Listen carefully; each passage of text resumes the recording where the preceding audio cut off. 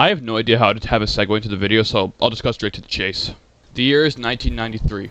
id Software had just reached its peak after making the hit Wolfenstein 3D, a game that is a standout of its time.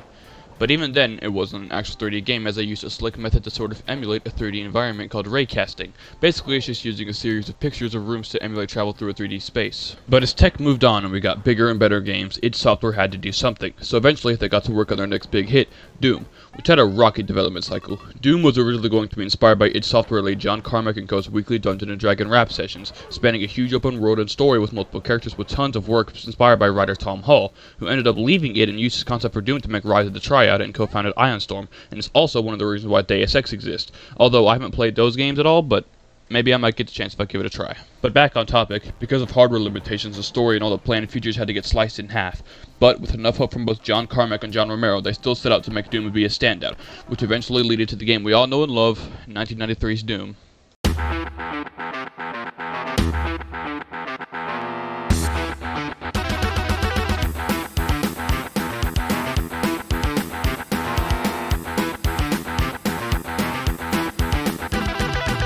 This game is just perfect. From the music, the gameplay, the enemies, the guns, everything makes my monkey ass lose it when I play this game. And that's exactly what the world thought when Doom released to us, with so many things referencing it and being the basis of many popular games to this day, might I add.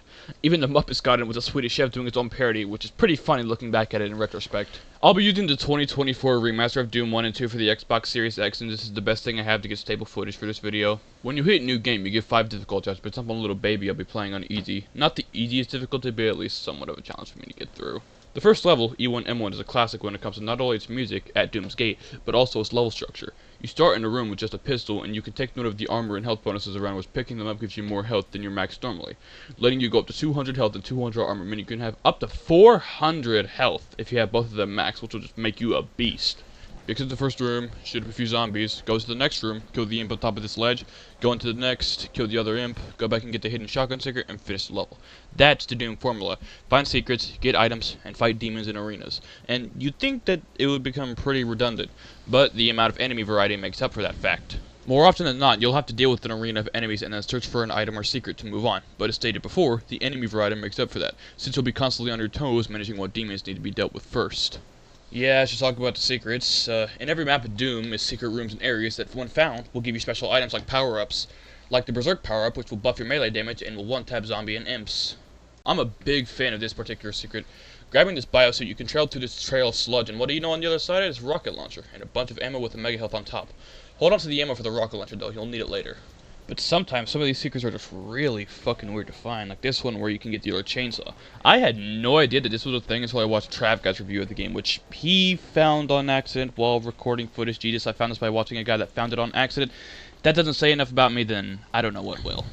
Later on in the episode, you come face to face with the Pinkies, demons that will bomb rush you and take plenty more hits than imps do, about 3 shotgun blasts to the face, and their partially invisible variant, the Spectre, which, if you played on the original machines that Doom was intended for, or on DOSBox, they were next to actually invisible, so thank God in the remaster I was given the privilege of being able to see what was in front of me. When most of Doom requires you to be constantly on your toes, being able to see what threats are present in the room is essential to winning a lot of fights, but if you can't see what the fuck is in front of you, then no thank you bro, I'd be better off throwing a few rockets to get rid of the demons. Somewhere through the episode, you can find the chain gun, which serves as a direct upgrade to the pistol since it has a high rate of fire and can dish out more damage in a faster time. Towards the end of the first episode of Doom, Knee Deep in the Dead, you're met with the Barons of Hell, which, at a first glance and the amount of damage they need to take before dying, would be seen as boss characters, but end up being recurring enemies later down the line. That's a recurring thing for every Doom game, of seeing old enemies coming back. Remember what I said to hold on to those rockets you got? This is where they're going. Without the rocket launcher, you'll likely just use the chain gun, but the rocket launcher makes these guys a joke. Once you beat the Barons, you go up into this portal where Doomguy gets thrown into a dark room and gets jumped by a bunch of demons, where afterwards you get a little bit of exposition for the following episode.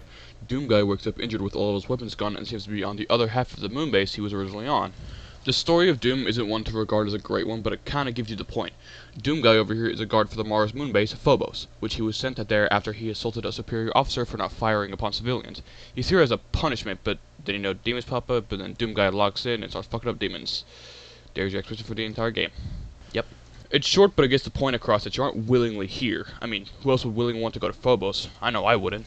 On the topic of which, after each episode, Doom Guy discards all of his weapons and items, which you think would be an easy thing to mock, kind of like how X discards all of his armors at the start of each new Mega Man X game, but I'd say it's necessary because it sort of puts you back down with nothing just for you to build your arsenal back up with an even more powerful weapon to add along to it. Back on topic, Doom Guy wakes up on Deimos, the missing moon, which takes us to episode 2 of the game, The Shores of Hell. Aesthetically, this part of the game isn't too different from episode 1 since it has the moon-based look, but towards the end you can see where bits of hell itself is blending with the moon base. This one definitely cranks up the difficulty a bit more, and you get introduced to the Caco Demon, the face of Doom. I'd recognize this floating meatball anywhere I see him. There's also the Lost Souls, floating skulls that will fly and scream at you when they attack you. It's also here in the second level of the second episode where you can find one of my personal favorite weapons in Doom to use, the plasma rifle. Its high rate of fire completely wrecks almost everything inside, but there is another weapon we'll get into in a moment that serves a greater purpose. The Shores of Hell is definitely a fun episode, don't get me mistaken, but I feel it lacks in some areas, but overall, still a pretty good lineup of levels. But while these levels don't really add much to the table other than introducing a new weapon and 2 new enemy types, it's the end of the episode you get the first actual boss fight of the game, the Cyber Demon. These guys are beefy as fuck, and it takes about 40 to 50 rockets to kill, but my dumbass decided to finish it off with the pistol to get an Xbox achievement. A Xbox achievement.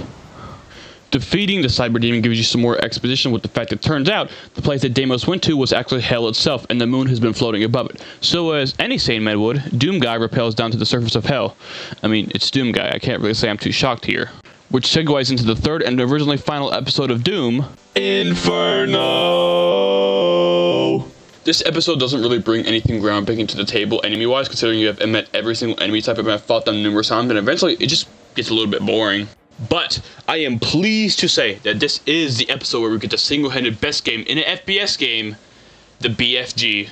My god, this gun is so fucking amazing. I nearly bust a load every time I use it in a room full of crowded enemies. And the firing sound of the BFG combined with the sound of demons dying will never get old for me. But from this point on, the last few levels just become a big key and button hunting game. Flip a switch, grab a key, use said key to unlock a new area, twiddle around in said area for a few minutes until you find out what you need, rinse and repeat until you reach the final boss in the level called Dis.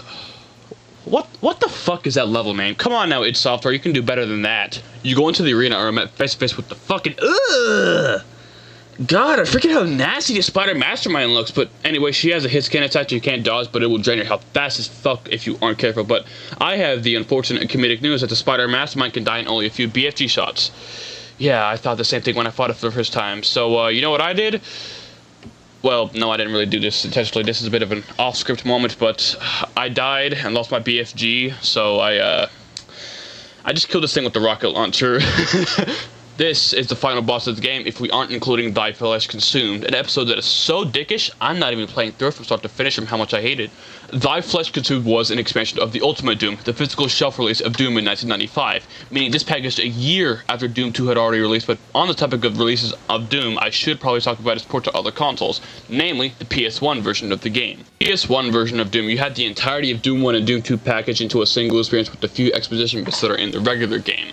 This one also had a completely original soundtrack composed by Aubrey Hodges. He also did the soundtrack for Doom 64 and Quake 64, which is pretty neat, but his soundtracks have a different approach to things. Replacing Doom's kick-ass SC-55 MIDI with a more dark and disturbing ambience, but I can give credit where credit is due. That main theme that he made is fucking perfection. Chef's kiss from me.